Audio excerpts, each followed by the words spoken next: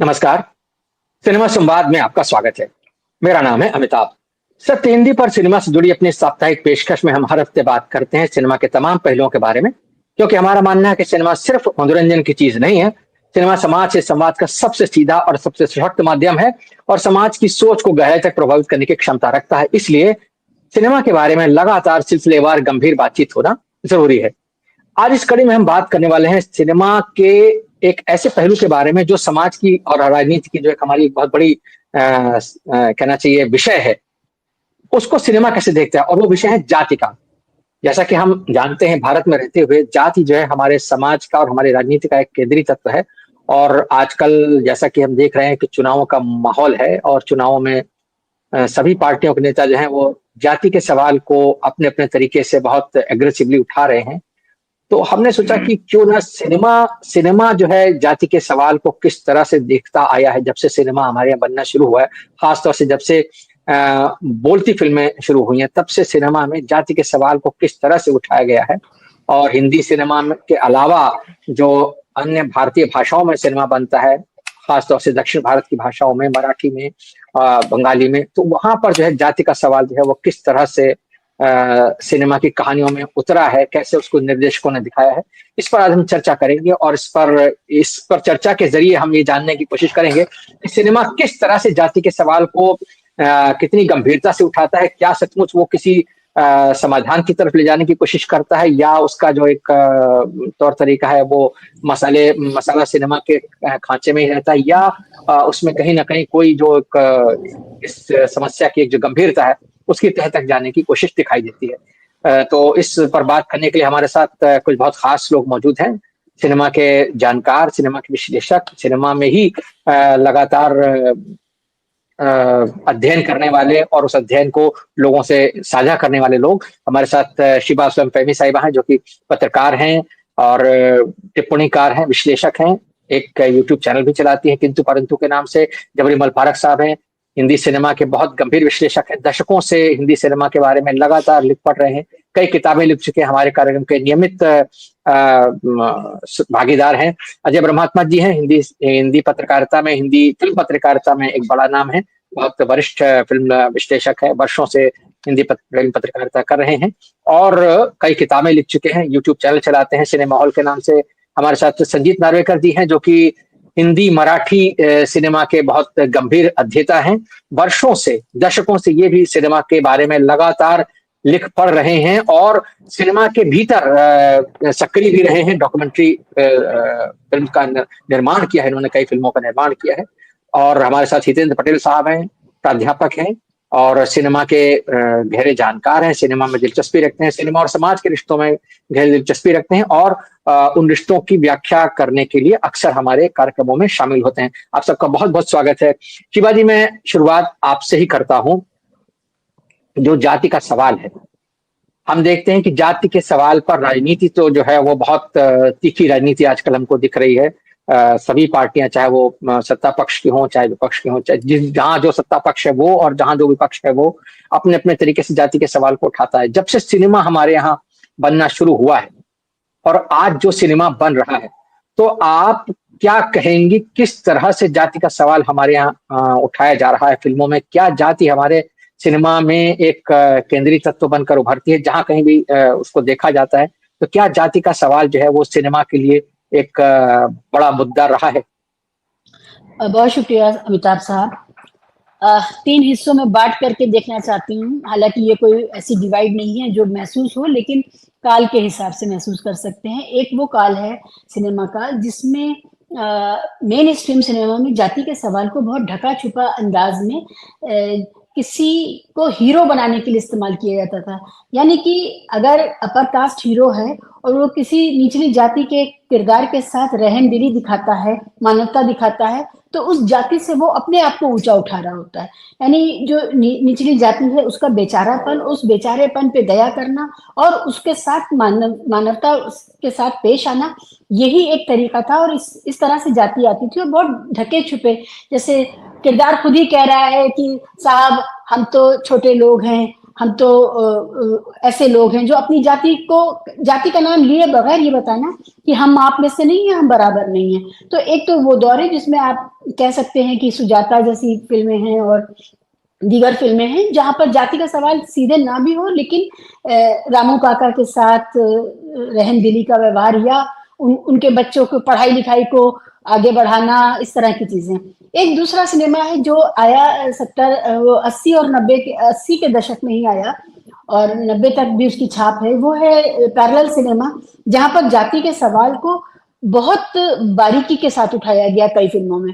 और हमें वो फिल्म नहीं भूलती है स्मिता पाटिल और ओमपुरी साहब वाली जो फिल्म है कि जिसमें वो बाद में वो जो लाश घसीटी जाती है एक निचली जाति के व्यक्ति की, तो सदगति। वो एक सदगति है। सदगति। तो जी, तो वो जिस तरह वो सदगति को प्राप्त होता है वो कैरेक्टर, और जो भूख का एहसास है, जो गरीबी का एहसास है, और ये डिपेंडेंस कि मेरे घर में कुछ भी अच्छा या बुरा होना है तो हमें पंडित जी की मुहर चाहिए, और पंडित जी की मुहर लगवाने के लिए जब वो जाता है उनके घर पे, उसके साथ जो दुर्व्यवहार होता है, फिर वहां उसकी जान चली जाती है। तो एक ये है जो पैरेलल सिनेमा है। इस समय जो सिनेमा और जो ओटीटी है हमारे पास, उसमें जिस तरह से उठाया जा रहा है, उसमें वो असर्शन, जो समाज में एक असर्शन आ गया है कि दावा ठोका है उन जातियों ने जिनको तथाकथित निचली जातियां कहते हैं, उन्होंने जो समाज में जो दावा ठोका है, जो उनका एक्टिविज्म है समाज के अंदर, और जो उनका सियासत के साथ एक मुठभेड़ है और मुकाबला है कि हम वो ये फिजूल बातें मानेंगे नहीं।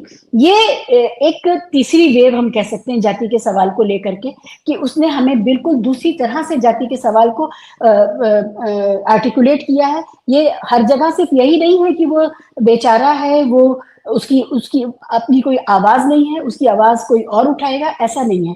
तो ये तीन तरह से मैं देखती हूँ, लेकिन इन सब के बीच में जो एक कंटिन्यूटी दिखती है वो हमें जाति के सवाल को स्क्रीन प्ले के सवाल से जोड़ के मैं देखना चाहती हूँ। यहाँ पर जो हमारा पूरा स्क्रीन प्ले है, चाहे वो अछूत कन्या से लेकर के आज तक का जो भी फिल्में हम देख रहे हैं, वहां पर कल्चर को जिस तरह स्क्रीन प्ले में कल्चर को जिस तरह दिखाया जाता है, वो हमेशा अपर कास्ट फ्यूडल कल्चर ही होता है, जो मेन स्ट्रीम कल्चर होता है। बाकी आपको साइड में कैरेक्टर बिल्डिंग के लिए या माहौल बनाने के लिए जो करना है, वो बाकी सारी चीजें, उसमें भिखारी भी है, उसमें होमलेस लोग भी हैं, सब कुछ है। लेकिन जो मेन स्ट्रीम कल्चर है, उसमें आप देखेंगे जनरली अच्छे घरों में जिस तरह खाना खाया जा रहा है, जिस तरह कपड़े पहने जा रहे हैं, जिस तरह की भाषा का इस्तेमाल किया जा रहा है, जिस तरह का वेजिटेरियनिज्म दिखाया जा रहा है, जिस तरह से एक अलग जगह बना करके भगवान की पूजा के लिए जो एक व्यवस्था की गई है, अच्छी बहू सुबह उठ करके किस तरह से पूजा करती है और पूरा परिवार उसके साथ जागता है, जो भी तौर तरीके हैं, वो जो तौर तरीके हैं, जो कल्चर जिसको हम कहते हैं, वो कल्चर अपने आप में एक सबसे बड़ा प्रभाव है जाति का। और वो अपर कास्ट और अर्बन या अर्बन ना भी हो तो अपर कास्ट और फ्यूडल फैमिली जो है, जो फ्यूडल हाउस होल्ड है, उसकी जाति ही मुख्य जाति है। तो बाकी जाति के सवालों को एक जगह रखेंगे, लेकिन लगातार कल्चरलाइजेशन ऑफ अपर कास्ट का जो सवाल है वो हमारे बीच में ऐसे आता है जिस पर हम बात ही नहीं करते हैं कभी। हमारे खाने, सबसे ज्यादा खाने और रसोई और भगवान का जो पूजा घर है, जो जहां से अच्छी बहू नेक बहू या अच्छी माँ नेक माँ, जो वो डिस्कोर्स तय होता है, वो सारा का सारा अपर कास्ट हिंदू कल्चर का, फ्यूडल कल्चर का घोतक है। जी, बहुत अच्छी बात आपने कही है। ये अपर कास्ट के कल्चराइजेशन वाला जो आपका इशू है, मैं उसको लेकर के हितेंद्र जी आपके पास आता हूँ। सिनेमा में जैसा कि अभी शिवाजी ने बताया कि जिस तरह की कहानियां दिखाई जाती रही हैं, खासतौर से जो जिन फिल्मों का उन्होंने नाम लिया, उसमें हमको अक्सर दिखाई देता है कि एक संभ्रांत मध्यवर्गीय परिवार है, जहां किसी न किसी तरीके से एक ऐसे पात्र का प्रवेश होता है या उसको प्रवेश मिलता है जो कि उस सवर्ण संभ्रांत मध्यवर्गीय परिवार के दायरे से बाहर का है, जाति के आधार पर भी और आर्थिक आधार पर भी।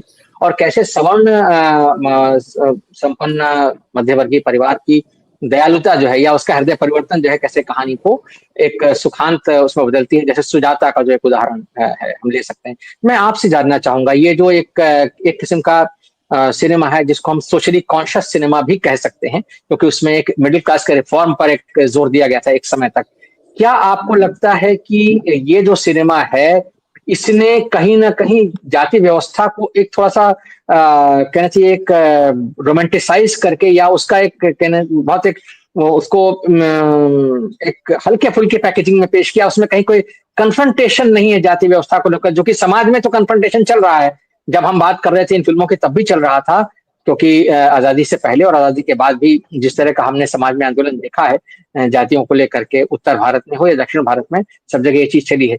लेकिन फिल्मों में वो कन्फ्रंटेशन वाली स्थिति जो है वो कम से कम शुरुआती सिनेमा में उतनी नहीं दिखाई देती। क्या कहेंगे आप? मुझे लगता है कि अगर समाज में कॉन्फ्रंटेशन होता है तो उसका कुछ ना कुछ रिफ्लेक्शन माध्यमों में होगा, सिनेमा में भी होगा, होता ही है। लेकिन भारत में जाति के साथ हमारे राष्ट्रीय बोध का एक खास तरह का रिश्ता रहा है।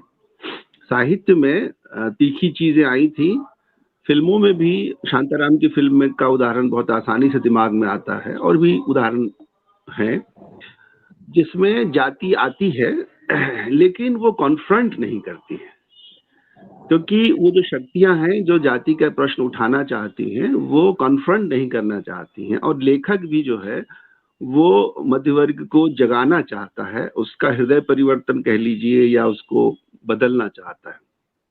तो ये सिलसिला लंबा चला है। जहां पर कॉन्फ्रंटेशन की स्थिति बननी शुरू हुई 60 के दशक में, महाराष्ट्र में हुई, दक्षिण भारत में जहां हुआ, वहां ये कन्फ्रंटेशन वाली बात आई।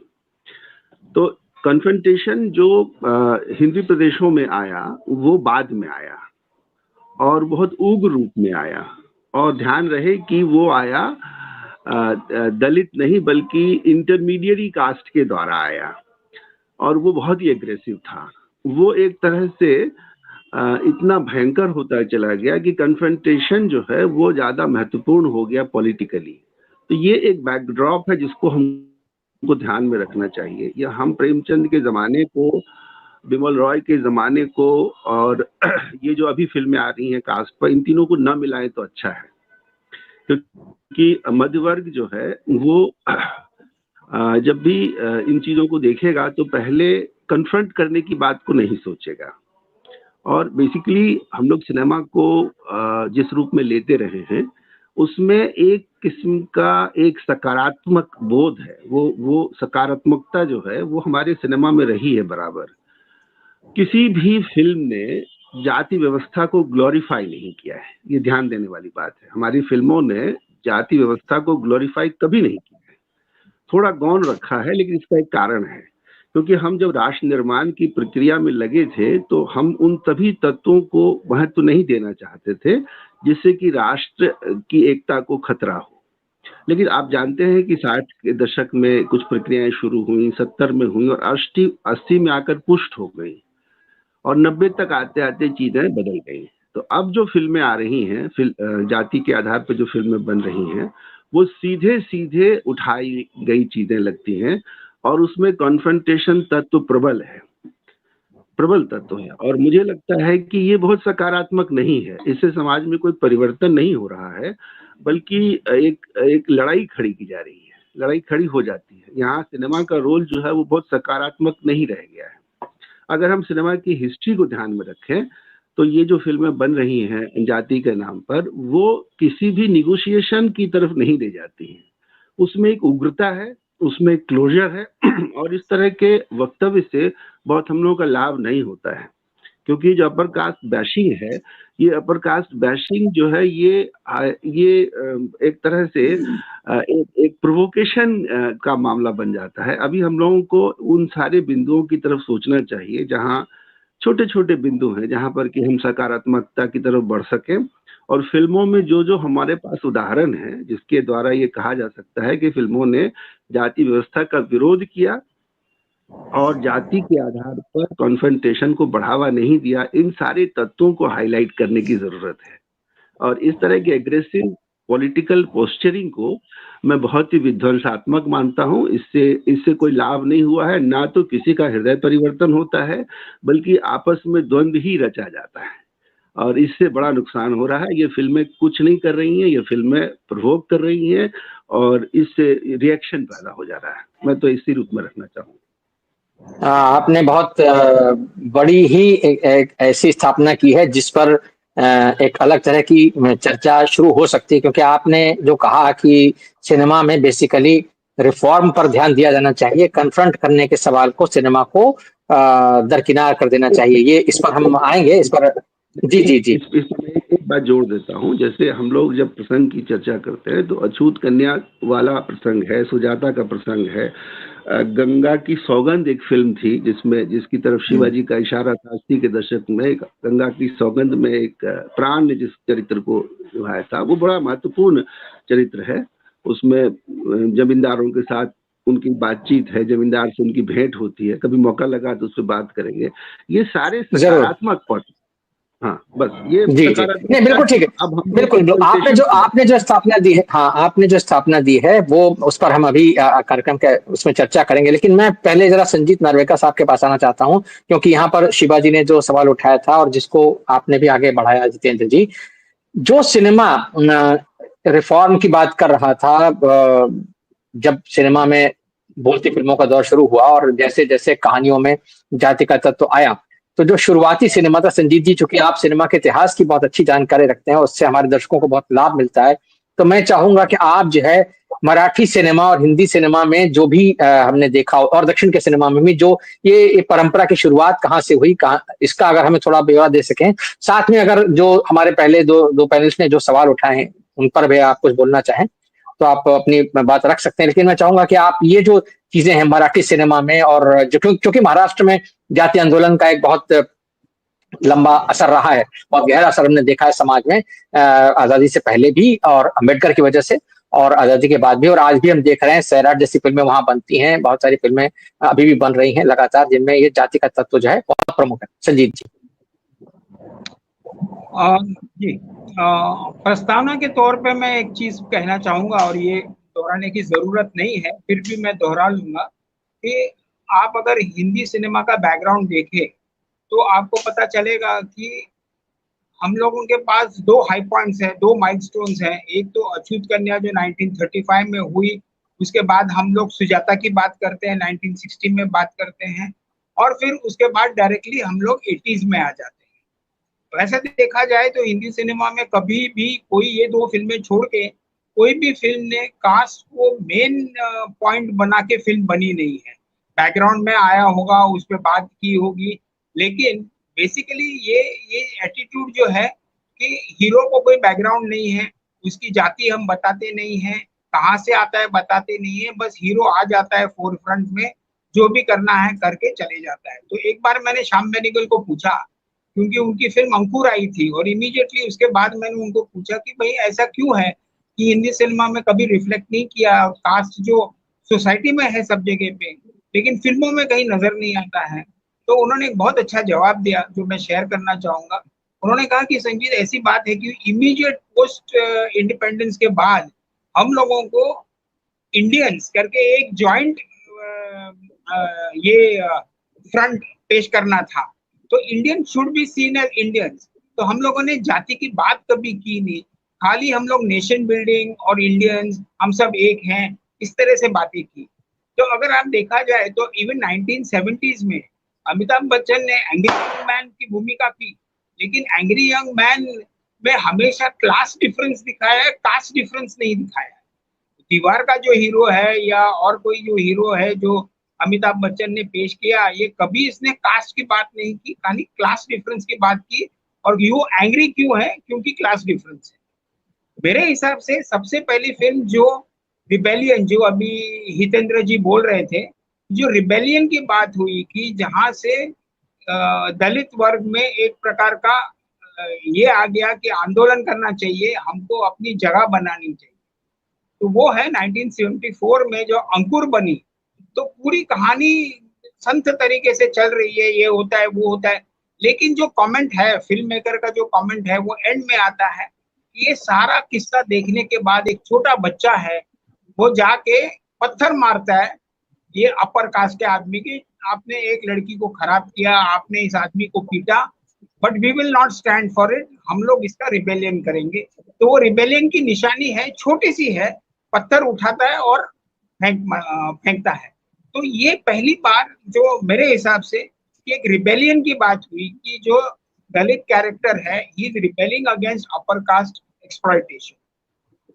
मैं इंडिविजुअल फिल्मों की बात नहीं करना चाहता हूं, क्योंकि इंडिविजुअल फिल्मों की बात करेंगे तो फिर बहुत लंबा चर्चा हो जाएगी। मैं क्या कह रहा हूं कि हाल ही के इसमें कि आप न्यू वेव सिनेमा है या ऑफबीट सिनेमा है या प्रकाश झा का सिनेमा है, आप उसमें ठीक है एक रियलिज्म दिखाते हैं, कास्ट का आपका ये हो जाता है, डिपिक्शन हो जाता है, लेकिन उसका मैसेजिंग कुछ अलग नहीं है। मैंने ये 3 चीजें देखी हैं कि जितना भी एनालिसिस करेंगे, तो सबसे पहले आप ऑफबीट सिनेमा लीजिए, तो उसमें भी जैसे सत्यजीत रे की सदगति है, दुखी का जो कैरेक्टर है जो ओमपुरी करता है, उस पे वो अपर कास्ट का आदमी है, तो उसको बोलता है कि भैया ये काम करके दो, ये गोनी वहां ला, स्टोर रूम में जाके फेंको। तो एक एक्सप्लॉयटेशन का जो एक डिपिक्शन है, मैं समझता हूँ कि जितना भी ऑफबीट सिनेमा है उसमें आपने दलितों को टूटे फूटे लोग जिनको मसीहा की जरूरत है ऐसे पेश किया है। आपने रिबेलियन ज्यादा दिखाया नहीं है।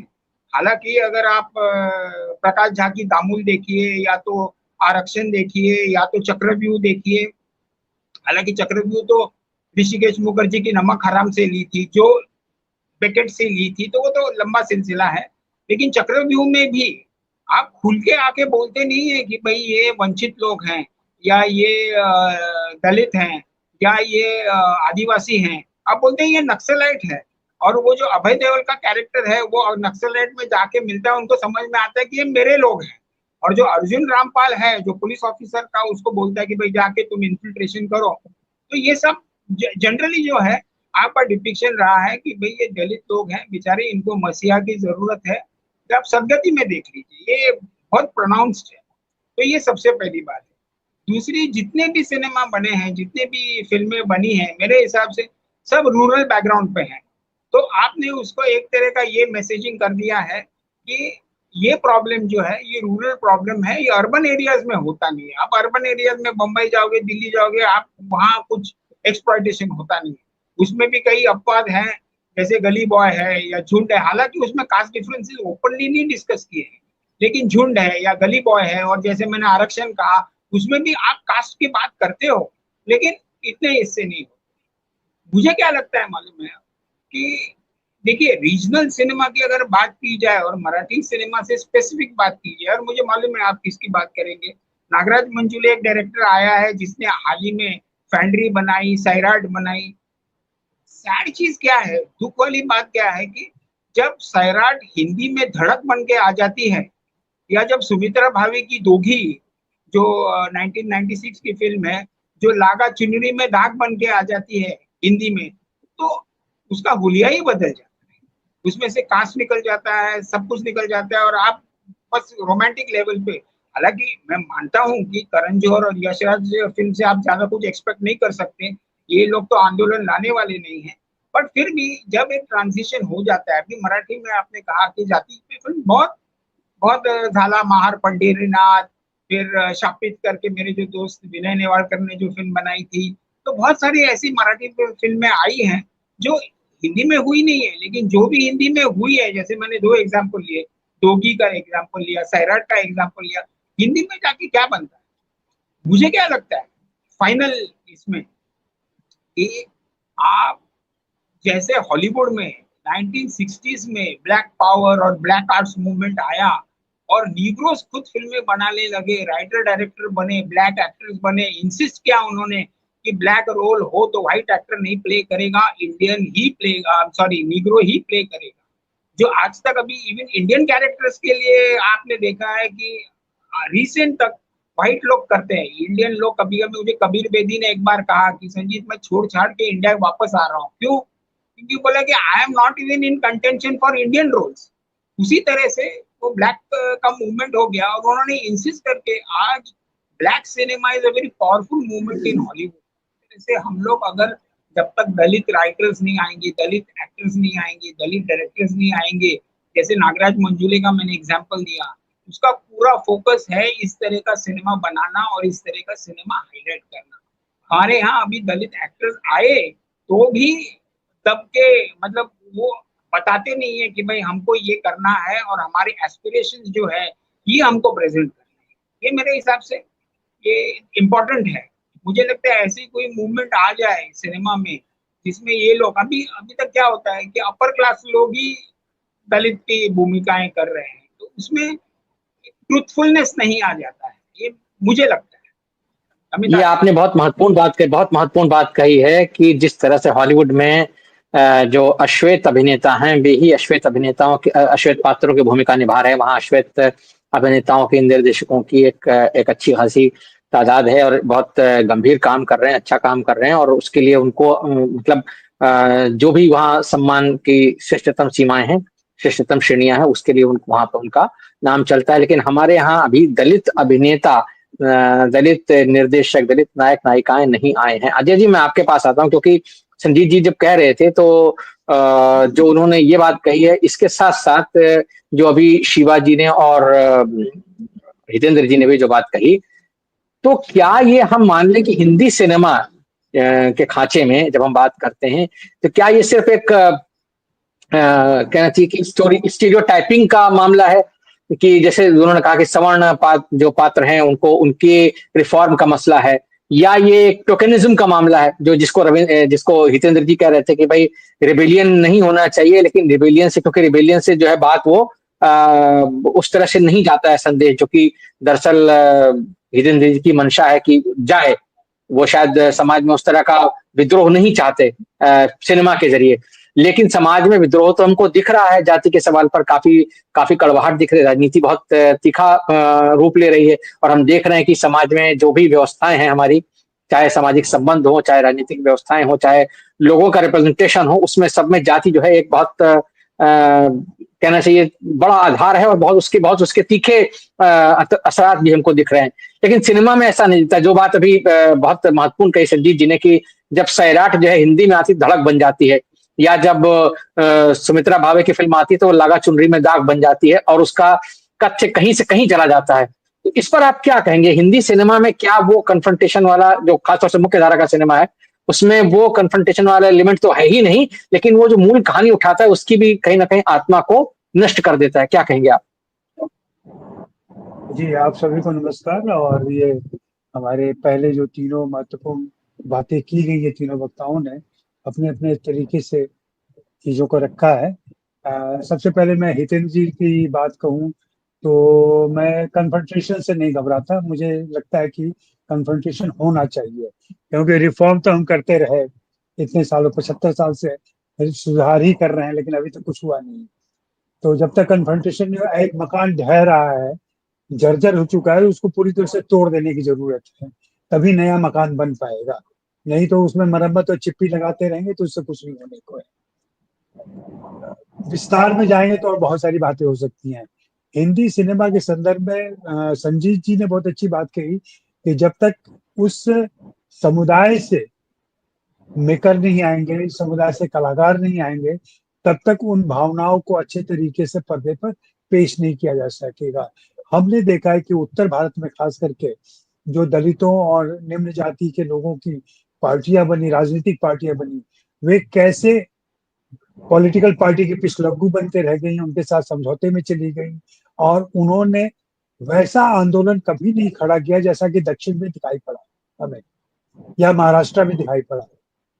इनसे अलग वहां पे वो सत्ता परस्त हो गए, समझौता परस्त हो गए, और कहीं ना कहीं सत्ता में शामिल हुए। उसके सबसे बड़े उदाहरण रामविलास पासवान है कि जिसकी सरकार किसी की बने उसमें रामविलास पासवान मंत्री जरूर बन जाएंगे। तो इस तरीके के समझौते होते रहे, और ये कहीं ना कहीं उस राजनीतिक मानसिकता को भी जाहिर करता है जो दलितों के अंदर, जो निम्न जाति के अंदर उन्होंने प्रवेश किया कि हमें सत्ता सुख में शामिल हो जाना है, अपना हक हासिल करने पे ज्यादा जोर नहीं डालना है।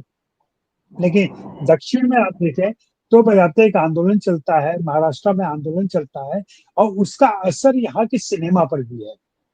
उत्तर भारत में सिनेमा पर नहीं है। उत्तर भारत कहने का मतलब हिंदी के सिनेमा में ऐसा असर नहीं है। जो थोड़ी बहुत फिल्में इधर दिखी हैं, जैसे आर्टिकल 15 की बहुत चर्चा होती है, बहुत सी फिल्म की। लेकिन उस समय भी मैंने ये बात कही थी, अब भी मैं दोहरा रहा हूँ कि वहां पे एक संरक्षण वाला भाव है। उनके मुल्क में भी ये संरक्षण वाला भाव था। हम हिंदू हैं, हम तुमको बचा लेंगे। मतलब मुस्लिम परिवार की बहू जो हिंदू है वो उसकी लड़ाई लड़ती है। मेरा तो ये कहना था कि उस किरदार को ही मुस्लिम क्यों नहीं, उसकी बहू मुसलमान भी हो सकती थी, वकील भी हो सकती थी, वो भी लड़ाई लड़ सकती थी। लेकिन नहीं, हम हिंदू हैं, हिंदू बहु समाज में हैं, हम तुम्हारी रक्षा करेंगे। तुम मुसलमान हो, हम रक्षा करेंगे। तुम दलित हो, हम तुम्हारी रक्षा करेंगे। तुम निम्न जाति के, हम तुम्हारी रक्षा करेंगे। तो ये वाला भाव सिनेमा में भी प्रकट होता रहा है बार बार। तो कहीं ना कहीं इसकी वजह वही है कि हम उनके मेकर नहीं है, उस समुदाय से आए हुए मेकर्स नहीं है।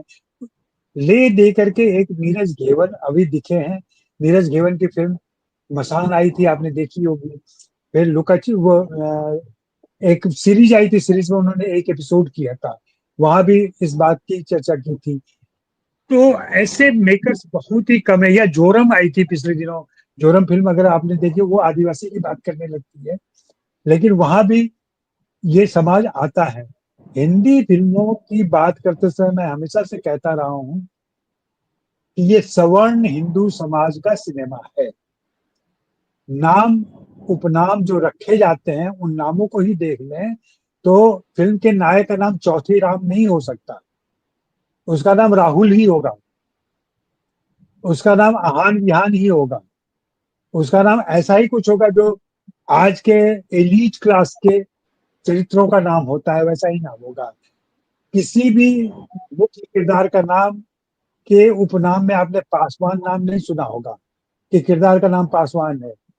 चिराग पासवान भी जब एक्टर बनने आए, उन्होंने जो कहानी चुनी, उसमें उनका कैरेक्टर कहीं से भी उनकी जाति या उनके समाज का नहीं था। वो भी एक आम हिंदी फिल्मों की कहानी कर रहे थे। विरोधाभास हिंदी समाज में खूब दिख रहा है। उसके तीन स्तर हैं। हम जब हिंदी सिनेमा की बात करते हैं तो हमें ये देखना चाहिए, एक तो वो रहा है जो मेन स्ट्रीम हिंदी का सिनेमा रहा है, जहाँ पे जैसा मैंने कहा सवर्ण हिंदू समाज का नायक होता है, नायिका भी लगभग उसी समाज की होती है। यहाँ पे दलित है, अल्पसंख्यक है, निम्न जाति के किरदार हैं, इनको लगभग किनारे पे, हाशिए पे या सहयोगी किरदारों में रखा जाता है। कभी भी उनको नायक का दर्जा नहीं दिया गया। उनको निभाने वाले किरदार कलाकार मुसलमान हो सकते हैं, लेकिन फिल्म में जब वो आएंगे तो उनका नाम प्रेम हो जाएगा, उनका नाम राहुल हो जाएगा, उनका नाम खुर्शीद नहीं होगा, उनका नाम अनवर नहीं होगा, उनका वही हिंदू नाम होगा जो जमाने से। और चूंकि एक किसी निर्देशक ने मुझे जवाब दिया था, वह ऐसा इसलिए शुरू से किया गया कि दर्शकों का बहुत बड़ा हिस्सा हिंदू समाज से आता है, इसलिए मुसलमान कलाकारों को भी हिंदू नाम दिए जाते हैं। हिंदी फिल्मों में कभी भी उनको मुसलमान नाम नहीं दिए जाते। और ये इस अंतर विरोध को, इस द्वंद्व को समझने की जरूरत है कि क्यों ऐसा हुआ होगा।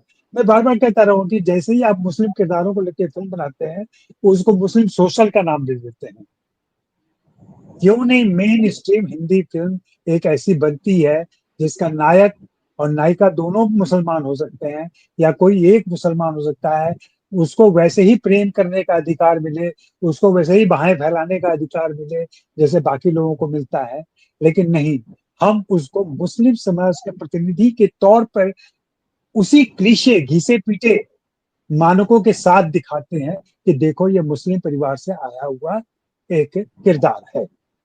उसको आम हिंदी फिल्मों का किरदार नहीं बनाते। ये कहीं ना कहीं जो हमारा मानसिक अवरोध है, जो हमारे अंदर बैठा हुआ है, एक जो वर्ण व्यवस्था बैठी हुई है, उसकी वजह से ऐसा होता है।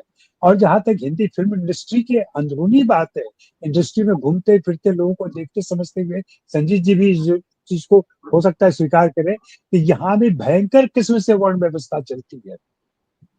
ये वर्ण व्यवस्था दूसरे तरीके, दूसरे नामों से हो सकती है।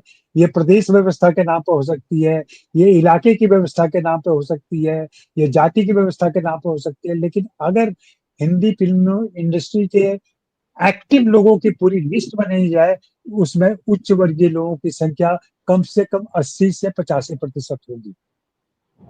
सिर्फ 15% ऐसे निम्न समाज से आए हुए लोग हैं। वो भी कौन है? जो लाइट बॉय का काम करते हैं, जो स्पोर्ट बॉय का काम करते हैं, जो मैनुअल जॉब करते हैं, उस जॉब में लगे हुए हैं।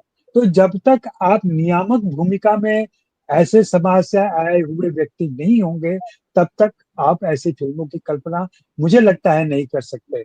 मैं 70s की बात, समांतर सिनेमा की बात नहीं कर रहा हूँ, जहाँ एक आंदोलन के तौर पर सब उभर के आया और बहुत अच्छे तरीके से उन्होंने प्रेजेंट किया, लेकिन हश्र उसका क्या हुआ है? चाहे दामुल हो, अंकुर हो, आक्रोश हो, पार हो, इस तरह की बहुत सारी फिल्में गिनाई जा सकती हैं जहाँ पे दलित समाज, निम्न समाज और इनको हीरो बनाने की कोशिश की।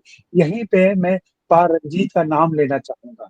ये जो दया वाला भाव है, ये संरक्षण वाला जो भाव है, जो उच्च जाति के लोग जब फिल्में बनाते हैं तो दिखता है, पा रंजीत के यहाँ ऐसा नहीं है। पा रंजीत की कबाली देख लें, काला देख लें, सरपटा परम्बराई ऐसे कुछ नाम है, वो देख लें। अभी थांगलान करके एक उनकी फिल्म आ रही है, वहां पे एक असर्शन है, एक असर्शन है दलित समाज से आए, निम्न समाज से आए किरदारों का। और वे दया नहीं चाहते हैं आपकी, वे अपना हक चाहते हैं और अपना दावा ठोक रहे हैं, वो कन्फ्रंट कर रहे हैं, और वो कन्फ्रंट जी, कर रहे हैं, उसे हासिल कर रहे हैं। ये बहुत जरूरी है, कन्फ्रंटेशन लाजमी है और होना ही पड़ेगा इसको। जी। कन्फ्रंटेशन होना ही पड़ेगा। फारक साहब, आपके पास आता हूँ। आपने सबकी बातें सुनी, मैं आपकी राय जानना चाहूंगा। हिंदी सिनेमा खास तौर से या आज हम दक्षिण भारतीय सिनेमा की बात भी कर लें सॉरी, दक्षिण भारतीय सिनेमा की बात भी कर लें, और जो मराठी सिनेमा जिसका जिक्र किया है अजय जी ने और सजीत जी ने। तो एक धारा आ रही है जो कि हितेंद्र जी ने जिसको कहा कि नहीं, एक रिफॉर्मेटिव एंगल लेकर के चलना चाहिए, और दूसरी धारा है जो कि जिसमें कन्फ्रंटेशन की बात आ रही है। और जो बात संजीत जी ने उठाई कि साहब हमारे यहाँ जो है वो ऐसा नहीं है कि दलित विषयों पर काम करने के लिए दलित अभिनेता, दलित अभिनेत्रियां हों, दलित निर्देशक हों, जैसा कि हॉलीवुड में होता है कि अश्वेत अभिनेताओं की, अश्वेत निर्देशकों की या लेखकों की एक कतार है। तो आप इस समस्या को किस तरह से देखते हैं? दूसरी बात ये कि ये जो बात अभी अजय जी कह रहे थे कि हिंदी सिनेमा जो है वो उसमें इस तरह की प्रवृत्ति ही नहीं है, वो एक कहना चाहिए कि संरक्षणवादी सोच के साथ चलता है, और वहां पर कुल मिलाकर के ये है कि नहीं, सवर्ण नायक नायिकाएं ही हैं जो उनको इस तरह की चीजें देनी है, उनको इस तरह की भूमिकाओं में ढलना है। तो जब तक क्या हमारे पास दलित नायक नायिकाएं नहीं होंगे, तब तक क्या हम ये मान के चले कि जो हिंदी का मुख्य धारा का सिनेमा है वो सैराट को धड़क बना के उसके साथ अन्याय करेगा, भले ही उसको एक ग्लैमराइज पैकिंग कर दे, या फिर जो सुमित्रा भावे जैसे फिल्मकारों की फिल्में हैं उनको आप एक अलग तरीके की पैकेजिंग करके उसको मेन स्ट्रीम सिनेमा के मसालेदार चाशनी में पेश करेंगे? क्या कहेंगे आप? सबको नमस्कार।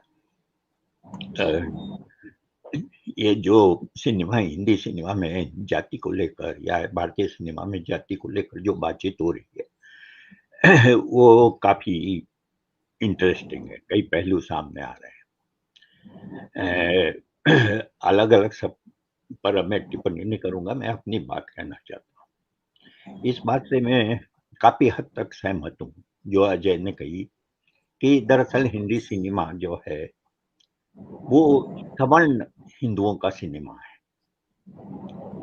एक लंबे समय तक हिंदी सिनेमा में गीतकार के रूप में शैलेंद्र रहे, और शायद निर्विवाद रूप से वो सबसे अच्छे गीतकार में उनकी गणना होती थी, और वो दलित जाति से थे। लेकिन जब तक वो 1966 जब तक जीवित रहे, मुझे नहीं लगता कि हिंदी सिनेमा में कोई जानता भी था कि वो दलित समाज से आए।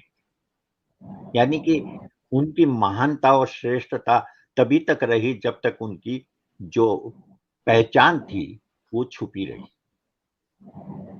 मुझे नहीं मालूम कि 2-4 लोग जानते भी होंगे। वो चूंकि प्रगतिशील आंदोलन से आए थे, पीडब्ल्यूए से आए थे, इप्टा से आए थे, इसलिए स्वीकृत हो गए, क्योंकि दुर्भाग्य से इन संगठनों में भी जो है ज्यादा वे लोग सक्रिय थे जो सवर्ण जाति से आए थे, हालांकि वैचारिक रूप से वो प्रगतिशील थे। उनका जो पहला कविता संग्रह निकला शैलेंद्र का, वो उन्होंने अन्ना भाऊ साठे को समर्पित किया था। अण्णाभाऊ साठे मराठी के लेखक थे और दलित लेखक थे, और वो बिल्कुल शैलेंद्र की तरह प्रगतिशील आंदोलन से जुड़े थे।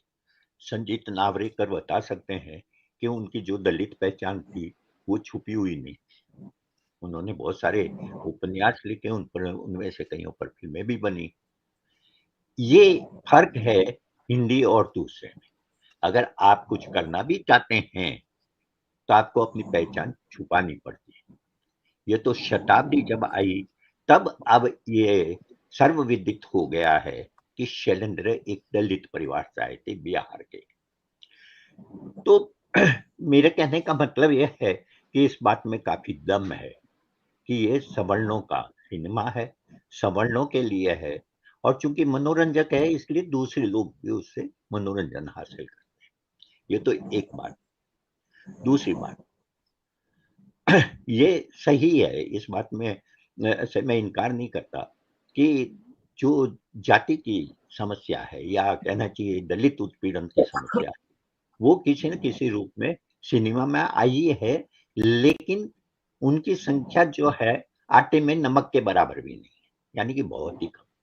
जैसे चंडीदास फिल्म जो संभवतः 33-34 में किसी समय बनी थी, हिंदी में भी बनी, बंगला में भी बनी, और जो एक महत्वपूर्ण फिल्म थी जिसमें चंडीदास जो एक मंदिर में पुजारी होते हैं, वो एक धोबी का काम करने वाली स्त्री रामी से प्रेम करते हैं और उनसे कहा जाता है कि माफी मांगो, तुम पुजारी और तुम इस तरह का काम करते हो।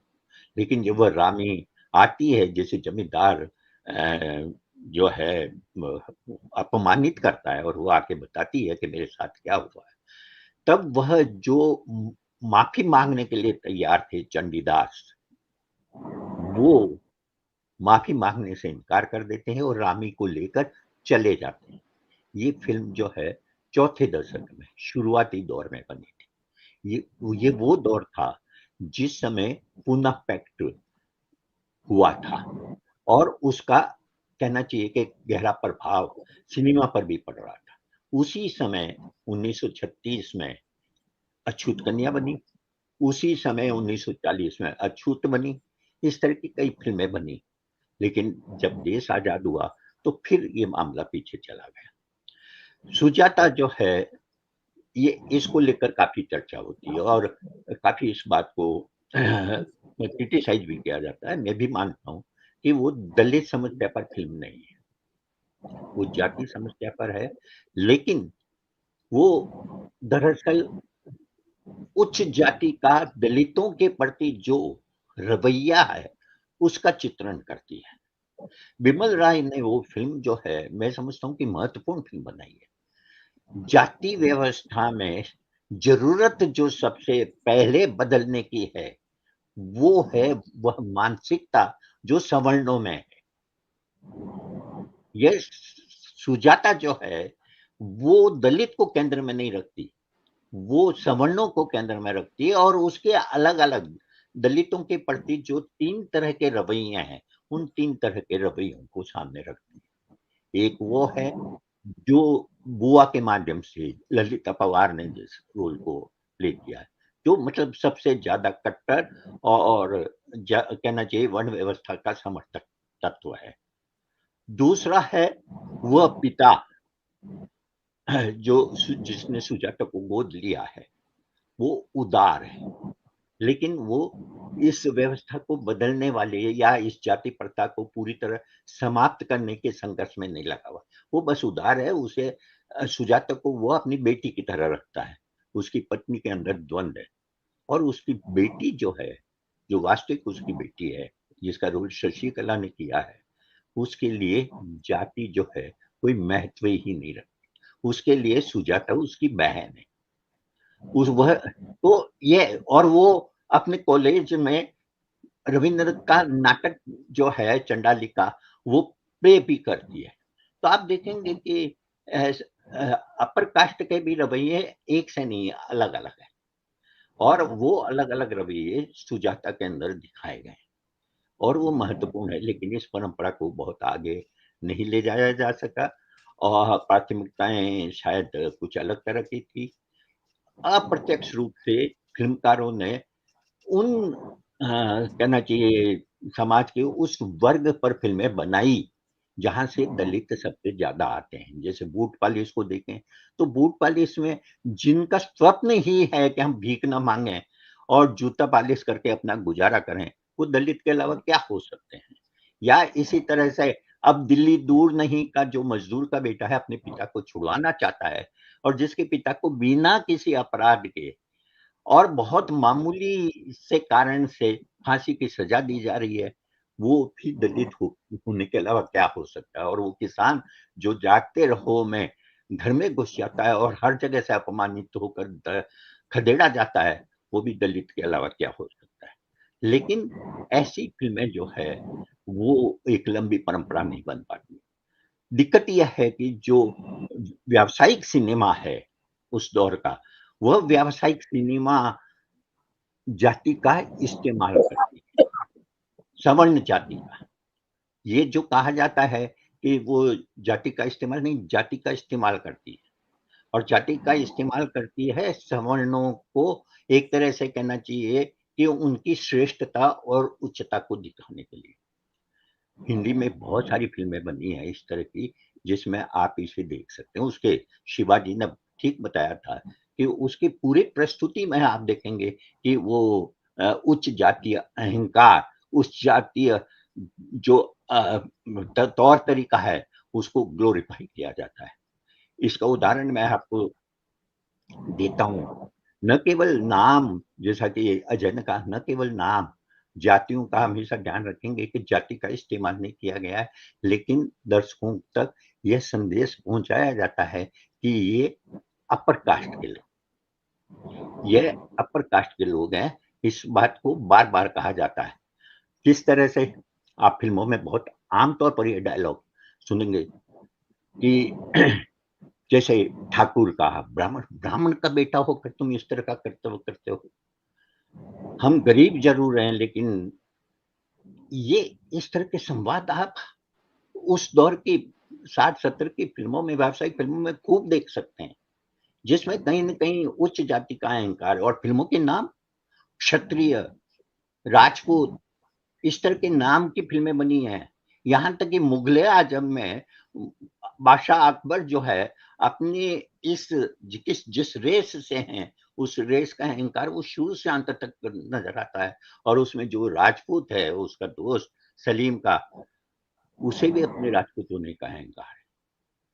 ये किसी और जगह तो नजर नहीं आता, किसी दलित को तो वह इस तरह से नहीं प्रस्तुत किया जाता। ये क्यों है? क्योंकि ये सहज रूप से स्वीकार्य है और सहज रूप से इसलिए स्वीकार्य है कि मान लिया गया है कि हाँ यही है। यहाँ तक कि जो 80-90 की फिल्में बनती है उसमें जो नायक होता है, अब जैसे सरफरोश में आमिर खान ने जिस पुलिस अफसर का रोल किया है उसकी जाति क्या है? राठौर। आप पता लगाइए कि हिंदी सिनेमा में कितने जो पुलिस अफसर हैं वो सब उच्च जाति के क्यों, और उच्च जाति में भी क्षत्रिय क्यों है? ये बहुत सामान्य है और ये सामान्य नियम सा बन गया है। और इस चीज को तो ये अब इसे हम किस रूप में, हितेंद्र जी कहते हैं निगोशिएशन नहीं, ये सीधे सीधे वर्चस्व है और ये वर्चस्व शांतिपूर्ण ढंग से कायम है। और ये शांतिपूर्ण ढंग से कायम है इसलिए जब कोई फिल्म या कोई सामाजिक आंदोलन या कोई किसी भी तरह की कोई हलचल होती है तो तकलीफ होती है, उनको तकलीफ होती है जो यथाई स्थिति को बनाए रखना चाहते हैं। सिनेमा इस मामले में अब कहीं जाके थोड़ी करवटें लेने लगा है। वो साउथ में थोड़ा ज्यादा तेजी से करवटें ले रहा है, हिंदी में थोड़ा धीमे हो रहा है। लेकिन ऐसी फिल्में आई है जैसी मैंने अभी थोड़े दिनों पहले भी चर्चा की थी, गुठली लड्डू में तो कन्फ्रंटेशन है और क्यों नहीं होना चाहिए। अगर दलित बच्चे को एडमिशन नहीं दिया जाएगा, अगर उसके साथ भेदभाव किया जाएगा तो वो क्या करेगा?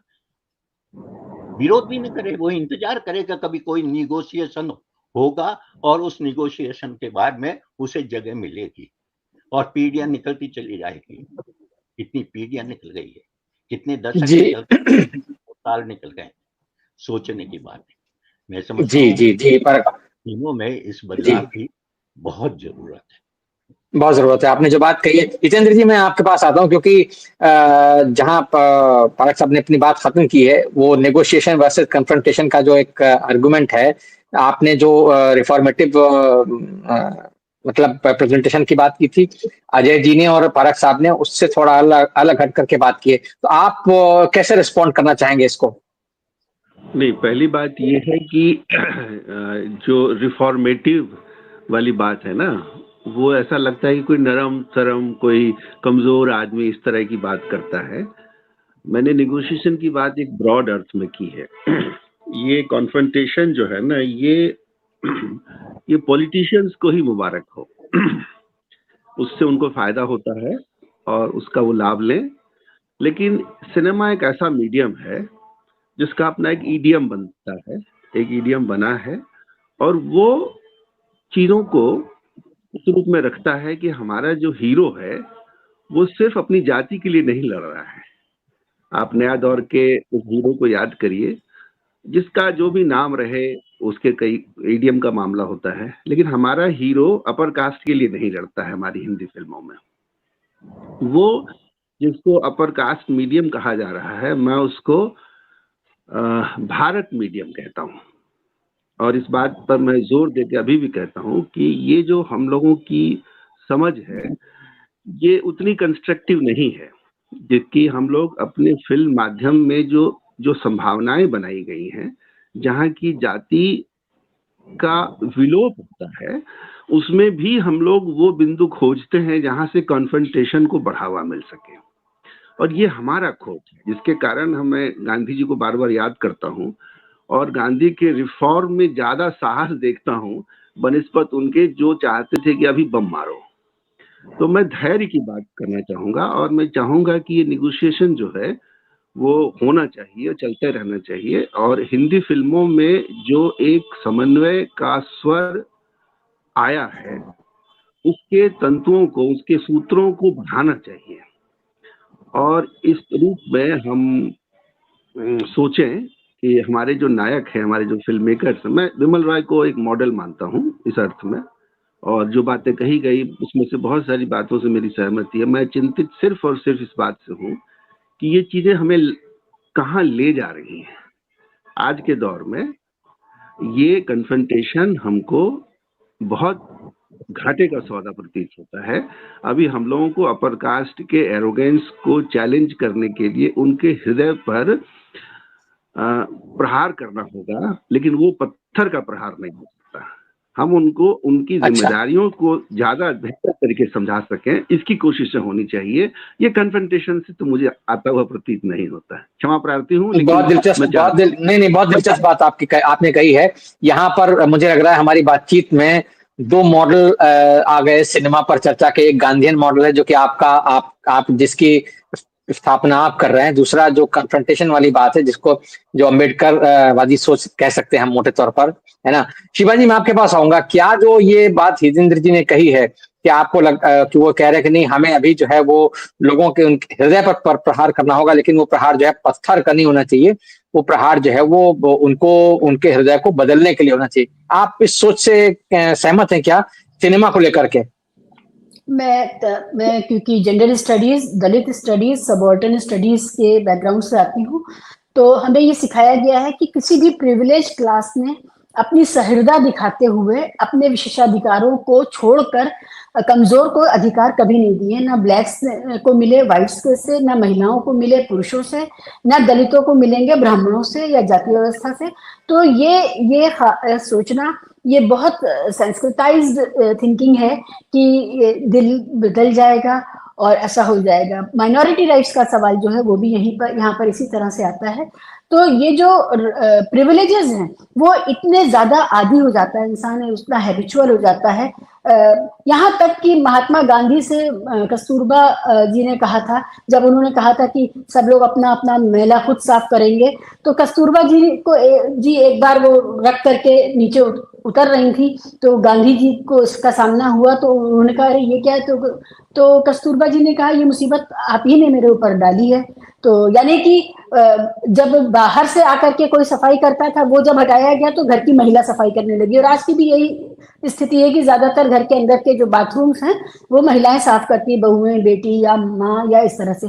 तो मेरा ये कहना है कि प्रिविलेजेस को कोई अपनी मर्जी से छोड़ता नहीं और अपने कंफर्ट जोन से कोई जल्दी निकलता नहीं है, इसलिए ये दोनों तरह से होगा। एक तरफ ये रास्ता जरूर बताया जाए कि अगर आप शालीनता से खुद इंसाफ की तरफ जाएंगे और अपने प्रिविलेजेस को छोड़ेंगे तो समाज बेहतर रहेगा। इसकी मिसाल कायम करने वाली फिल्में भी बने जिनकी बात हितेन साहब कर रहे हैं, लेकिन वो भी बने जो चांटा मारे, जो थप्पड़ मारे, जो दहाड़े, जो कहें कि बहुत हो गया। तो ये दोनों तरह से होगा। दलित महिलाओं के साथ जो बलात्कार होते हैं उसमें आप किसी भी तरह की सहिष्णुता नहीं दिखा सकते। दलित महिलाओं को विच हंटिंग करके, जिस तरह से नंगा करके, घुमा करके, चेहरा काला करके मारा जाता है, ये सब हमारे समाज में होता है। बल्कि फिल्मों में का तो हाल ये है कि anything that is not Hindu, upper caste, north Indian is exotic. वो इतना एग्जॉटिक है, उसको इतने विशेष तरह से पेश किया जाता है कि वो नॉर्मल लगता ही नहीं है। चाहे वो कोई सिख परिवार हो, मुस्लिम परिवार हो, ईसाई परिवार हो, दलित परिवार हो, या नॉर्थ ईस्ट का कोई परिवार हो, या कश्मीर का कोई परिवार हो, या केरल का कोई, तो हर चीज इतनी ज्यादा जकड़बंदी में है कि इसको हर तरह से तोड़ना चाहिए। दोनों मॉडल कामयाब होंगे। शुक्रिया। बहुत शुक्रिया। जकड़बंदी को तोड़ना चाहिए। अजय जी क्या कहेंगे आप? संक्षेप में, बहुत संक्षेप में। विशेष कुछ कहने की जरूरत नहीं है। मेरा अपना मानना है कि ये सब बातें, दया दिखाना और ये सब तो छोड़ना चाहिए। असल चीज है कि वो एसर्शन है कि नहीं है, वो एसर्शन कैसे फिल्मों में दिखाई पड़ रहा है। हम किसी से सुधरने की कोई उम्मीद नहीं कर सकते। 75 सालों में न सुधरे, अगले 50-200 सालों में भी नहीं सुधरेंगे। तो जो जिसको हक नहीं मिला हुआ है वो अपना हक कैसे हासिल करे, उसको कहानियों के माध्यम से कैसे ज्यादा से ज्यादा लोगों तक पहुंचा सके, जिसमें पारंजित एक रास्ता दिखाते हैं, मुझे नजर आते हैं, जिसमें बार बार उनकी चर्चा कर रहे हूँ। उनके साथ और भी फिल्म मेकर्स हैं जो वहाँ हैं। यहाँ पे नीरज हैं जैसा कर रहे हैं, मसान में जिस तरीके से उन्होंने दिखाया इसको, तो वैसे लोग आएंगे, वैसे मेकर्स आएंगे, वैसे कलाकार आएंगे, तो ये सारी चीजें उभर के आएंगी फिल्मों में। आपने नीरज घावन का नाम लिया, और आप जिस फिल्म का जिक्र करना, शायद आपने नाम नहीं लिया था उसका, गिली पुच्ची नाम की वो फिल्म थी जो उन्होंने अजीब दास्तान जो एक सीरीज आई थी उसके लिए बनाई थी, और वो बड़ी चर्चित फिल्म हुई थी, शॉर्ट फिल्म थी। संजीत जी आपके पास आऊंगा। जो सवाल हम यहाँ डिस्कस कर रहे हैं और सिनेमा के फ्रेमवर्क में खास तौर से, उसमें हम, जैसा मैंने कहा कि दो धाराएं निकल के आई हैं यहाँ पर। एक जो गांधीवादी स्टाइल है कि भाई आप जो है रिफॉर्मेटिव तरीके से फिल्में बनाइए और उसमें लोगों को बदलते हुए दिखाइए, वो भी एक दृष्टिकोण है और उसमें उसका अपना एक महत्व है। लेकिन जो बात यहाँ पर फारक साहब और अजय जी और शिवाजी ने भी कहा कि नहीं साहब, जब तक आप उनको चांटा नहीं मारेंगे या एसर्ट नहीं करेंगे तब तक जो है चीजें नहीं बदलेगी। 70 साल में नहीं बदली तो अब कैसे बदलेगी? आप क्या कहेंगे इस बारे में? देखिए, फारक जी ने अभी जो कहा अन्ना भाऊ साठे के बारे में, और अन्ना भाऊ साठे थे, नामदेव ढसाल थे, शाहिर साबळे थे, तो महाराष्ट्र में एक जमाना था कि मराठी लिटरेचर मोर और लेस अपर कास्ट बेस्ड था। लेकिन जब दलित लिटरेचर आया, दलित लोग लिखने लग गए, अपने एक्सपीरियंसेस के बारे में लिखने लग गए, और जैसी किताबें आ गई, मैं और मेरा बाप, और बहुत सारी ऐसी किताबें आई जो दलित एक्सपीरियंस की बात करती है। इसीलिए मैं उसी संदर्भ में मैंने कहा था कि जब तक सिनेमा में दलित राइटर्स, दलित डायरेक्टर्स, दलित एक्टर्स नहीं आएंगे, आप उनका जो एक्सपीरियंस है ये ट्रूथफुली नहीं बता पाएंगे। तो ये मैं मानता हूं कि जब तक आप अपना एक्सपीरियंस बताते नहीं हैं तब तक लोगों के ध्यान में आने वाला नहीं है।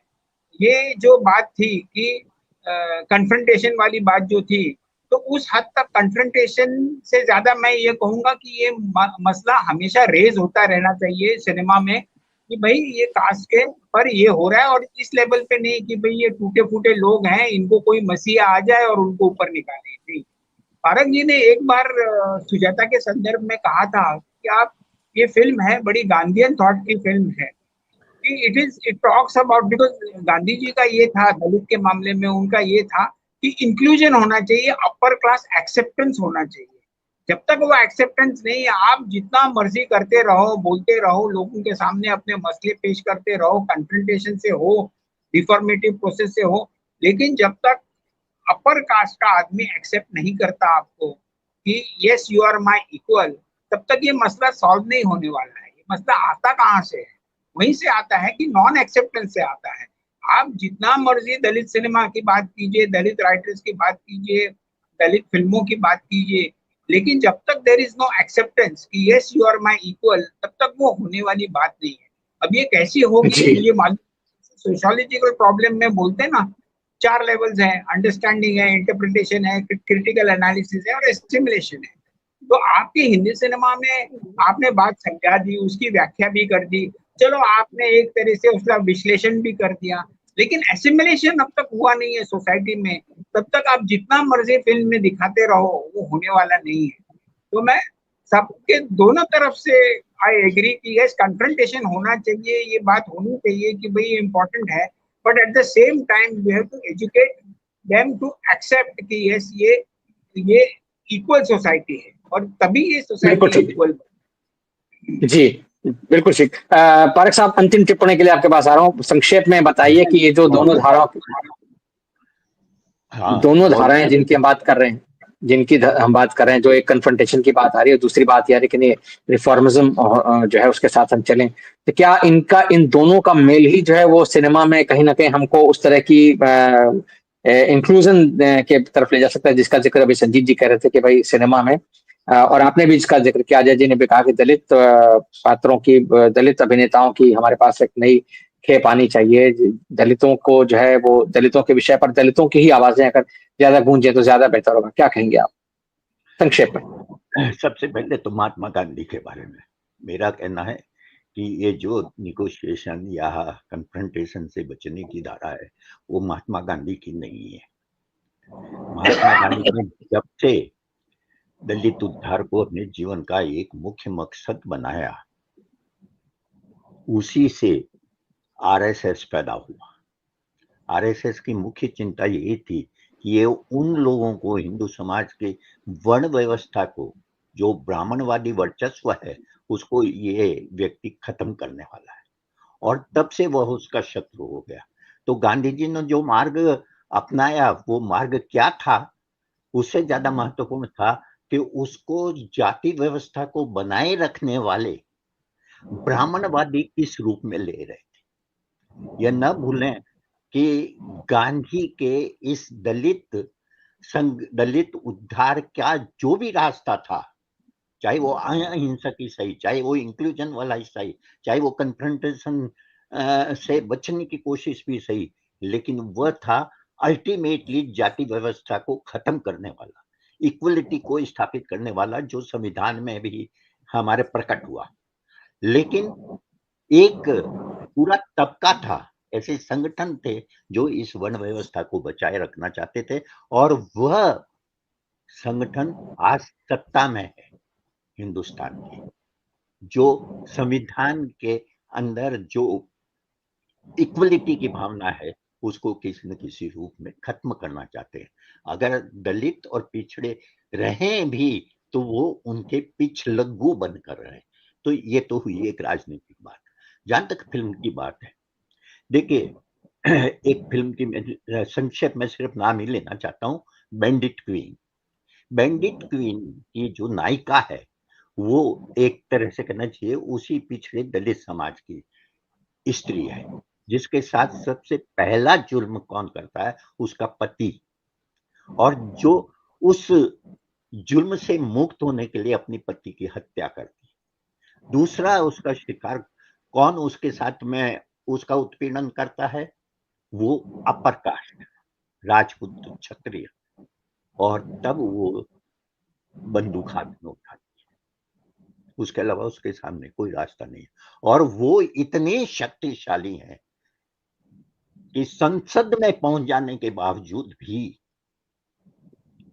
फूलन देवी को मार दिया जाता है। यह वर्चस्व अब भी कायम है, और सिनेमा इस वर्चस्व को चुनौती नहीं देता, उससे बचकर निकलकर आपको कुछ हल्के फुल्के मनोरंजन का माध्यम बन गया है। यही चिंता का जी, ये चिंता का विषय है। बहुत गंभीर बातचीत हुई है आज, और ये जाति का सवाल जैसे कि मैंने शुरू में कहा था, ये एक सामाजिक राजनीतिक प्रश्न तो है ही हमारे यहाँ, लेकिन सिनेमा में किस तरह से उभर कर आता है, इस पर आज हमने चर्चा की है, और इसके बहुत सारे आयाम निकल कर आए हैं। इस बहुत दिलचस्प और गंभीर बातचीत के लिए आप सबका बहुत बहुत धन्यवाद। दर्शकों का भी बहुत शुक्रिया कि उन्होंने बड़े सब्र के साथ इसको देखा सुना। हम फिर किसी नए विषय के साथ हाजिर होंगे, तब तक के लिए धन्यवाद, नमस्कार।